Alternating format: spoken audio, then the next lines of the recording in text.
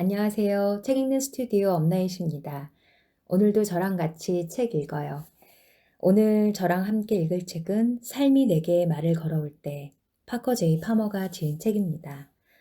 지금 계속해서 읽고 있는데요. 오늘 처음 이 방송을 들으시는 분들을 위해 간단하게 책을 소개해 드리면 우리를 이끌어주는 것은 언제나 우리 자신의 인생이다. 내가 해야 할 일이 무엇인가를 묻기 전에 나는 누구인가를 먼저 물어라. 인생에서 무엇을 이루려 하기 전에 인생이 당신을 통해 무엇을 이루고자 하는지에 귀 기울여라. 인생의 문이 닫힐 때 그 앞에 너무 오래 서 있지 말라. 문이 닫힐 때 나머지 세상이 열린다. 닫힌 문을 두드리기를 멈추고 돌아서면 넓은 인생이 우리 영혼 앞에 활짝 열린다. 삶이 그저 지나가는 듯 느껴질 때, 어디로 가야 할지 알 수 없을 때, 이 책을 펼치고 인생이 당신에게 들려주는 이야기에 귀 기울여라. 작가는 이 책에서 놀라울 정도로 솔직한 자기 고백, 그리고 인생의 깊은 통찰을 통해서 우리들에게 많은 지혜를 전해주고 있습니다. 오늘은 모든 길은 아래로 향한다 챕터부터 읽어드릴게요. 소리쳐 부르고 어깨를 두드리고 돌을 던져도 소용없자 인생은 나에게 우울증이라는 핵폭탄을 터뜨렸다.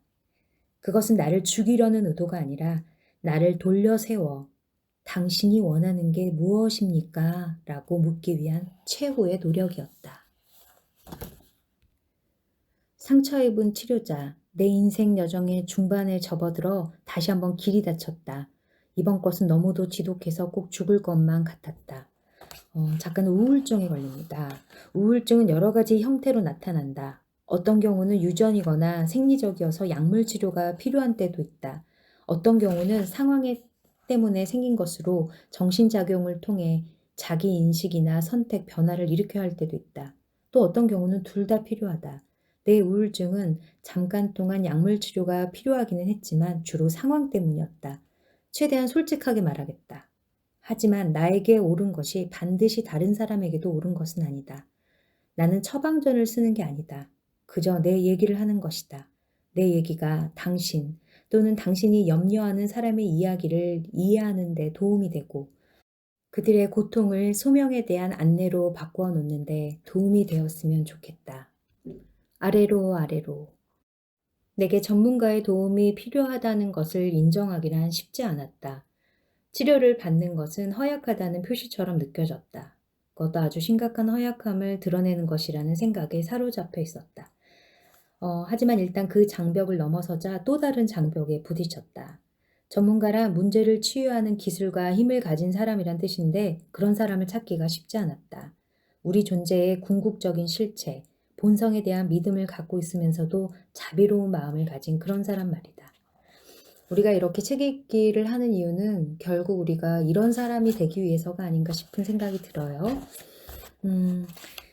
그래서 파커는 그런 치료자를 만납니다. 그래서 치유가 시작되기 시작했는데요. 물론 그것은 내가 막연히 그려왔던 종류의 영적 여행은 아니었다. 빛이 희미해지는 높은 곳으로 올라가는 것도 아니었고 산꼭대기에 올라가 신을 만나는 것도 아니었다. 사실 내 여행의 방향은 정반대였다. 지옥 구덩이의 내부를 향해 가면서 그곳에 있는 괴물과 차례차례 만나는 시기였다. 나의 치료사는 몇 시간 동안이나 내 얘기를 주의 깊게 듣고 난 뒤에 내 인생의 회복을 도와줄 이미지를 하나 주었다. 그는 이렇게 말했다. 당신은 우울증을 당신을 망가뜨리려는 적의 소나기로 보는 것 같군요. 그러지 말고 당신을 안전한 땅으로 내려서게 하려는 친구의 손길로 생각할 수 있겠어요? 우울증을 친구로 생각하라는 제안은 말도 안 되는 소리 같고 심지어 모욕적으로 느껴졌다. 하지만 내 안에 무언가는 알고 있었다. 아래로, 땅으로 내려서는 것이 완전함의 방향이라는 것을. 그리고 그 이미지를 받아들이자 나는 서서히 치유되기 시작했다. 나는 내가 기반이 없는 땅, 안전하지 않은 높은 곳에다 발을 딛고 살고 있었다는 것을 이해하기 시작했다.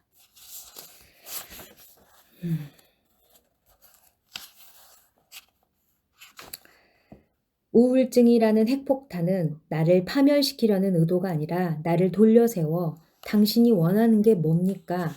라는 간단한 질문을 던지려는 최후의 노력이었다. 마침내 내가 돌아설 수 있게 되자, 그리고 자기 인식을 하기 시작하자 나는 회복되기 시작했다. 그 오랜 세월 동안 나를 부르던 친구의 모습이 바로 토마스 머튼이 얘기한 참 자아이다. 참 자아는 우리를 우쭐거리게 부풀리고 싶어 하거나 또 다른 형태인 자기 왜곡으로 위축시키고 싶어 하는 에고가 아니다. 이 우울증을 통해서 작가가 이것에 다다른 것이죠. 이걸 깨달은 거에 다다른 거예요. 현실에서 멀리 떨어져 허공을 떠돌고 싶어 하는 지성도 아니며 추상적인 규범에 따라 살기를 바라는 도덕적 자아도 아니다. 참 자아는 신이 당신의 형상을 따라 인간을 창조할 때 우리 안에 심어놓은 바로 그 자아이다. 이 자아는 우리에게 더도 덜도 원하는 것이 없다. 우리가 타고난 그대로 살아가기를 바란다. 참 자아는 참된 친구이다. 그 우정을 무시하고 거부하는 것은 위험을 자초하는 일일 뿐이다. 빛과 어둠, 마침내 돌아서서 당신이 원하는 게 뭡니까? 라는 질문을 던지자 답은 분명했다. 내가 원하는 것은 이 지옥으로의 추락을 자아를 향한 여행으로 받아들이는 것이었다. 나는 소중한 것은 모두 그러하듯 신 또한 저 하늘 위 어딘가에 있는 존재라고 상상했었다.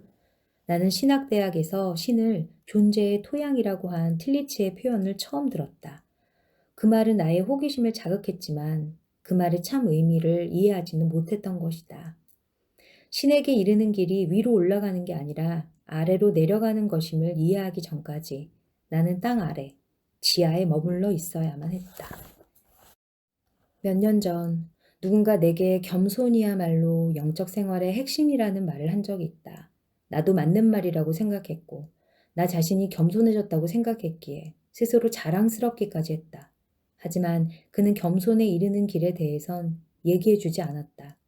적어도 몇몇 사람들은 모든 가식과 방어력을 잃고 낮아지고 힘없는 상황이나 스스로 기만당한 느낌과 자신이 쓸모없는 존재라는 느낌만 남은 상태에서 겸손을 경험하기 때문이다.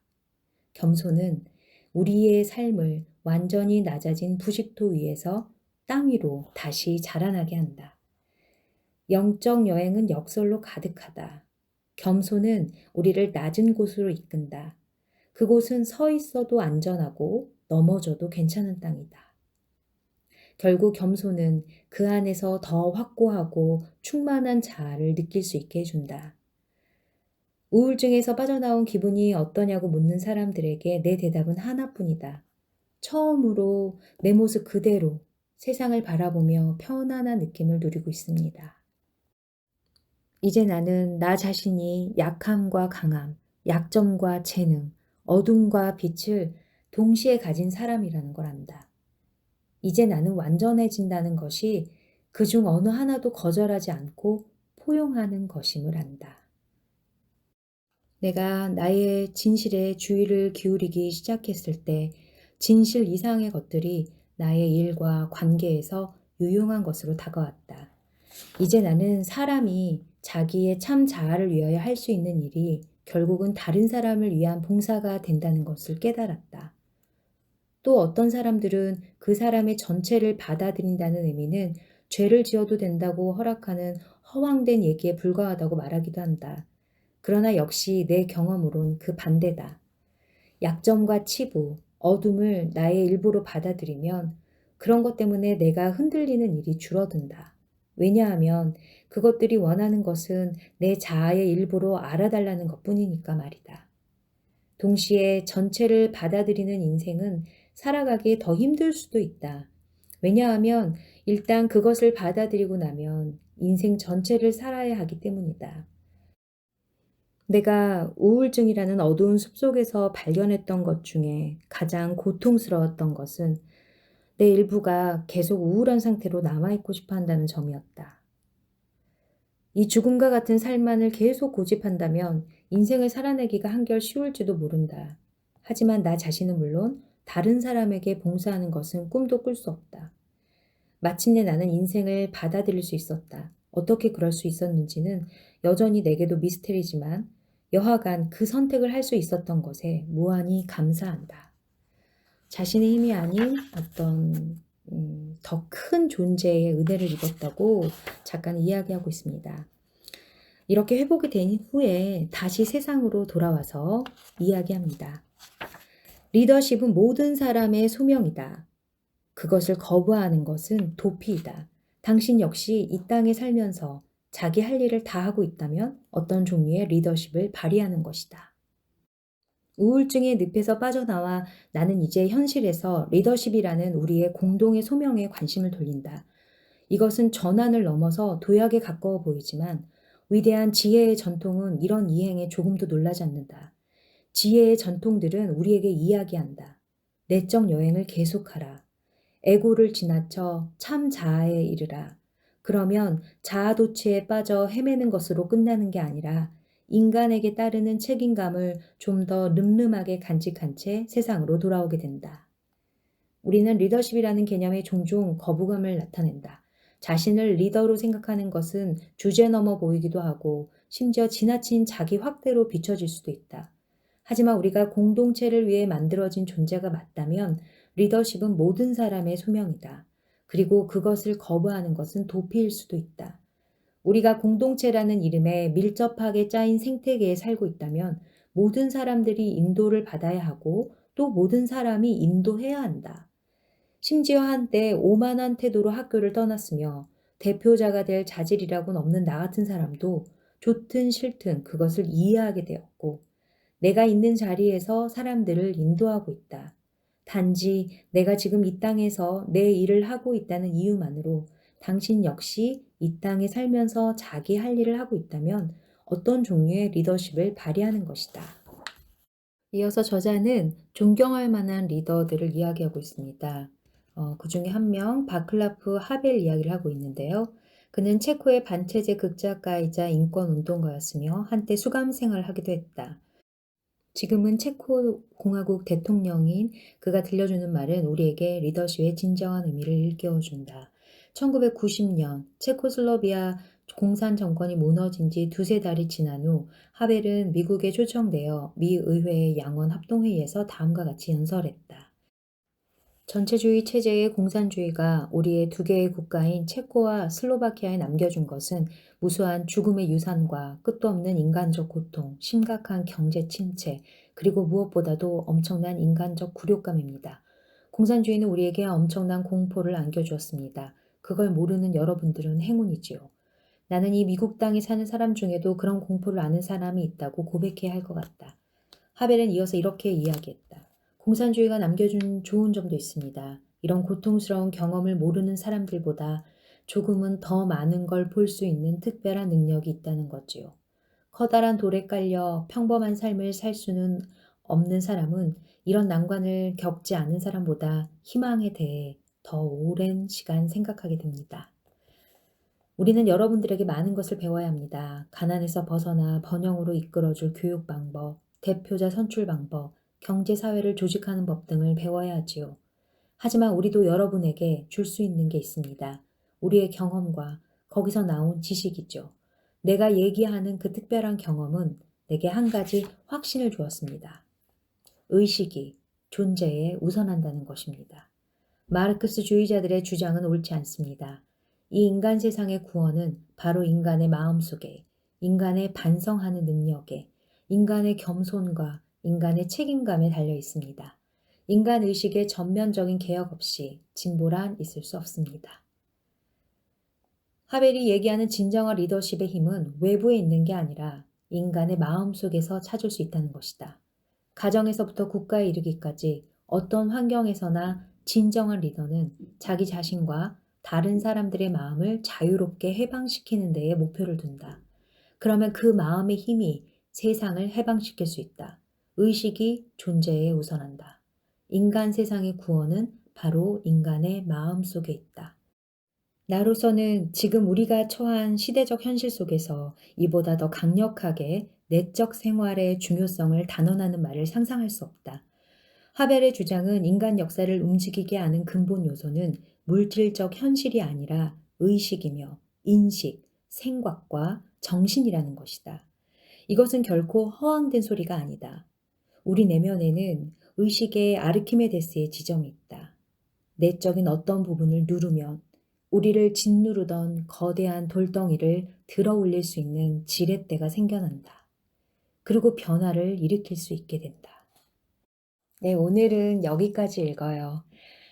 파커 제이 파머의 삶이 내게 말을 걸어올 때 스튜디오 업라이트과 함께 읽은 시간 어떠셨나요? 저자인 파커는 우리 모두는 우리 자신뿐 아니라 다른 사람들을 위해 그리고 이 세상을 위해 기여할 수 있는 리더십의 사람이 될 수 있다고 이야기합니다. 그리고 내면 활동의 중요성을 이야기합니다.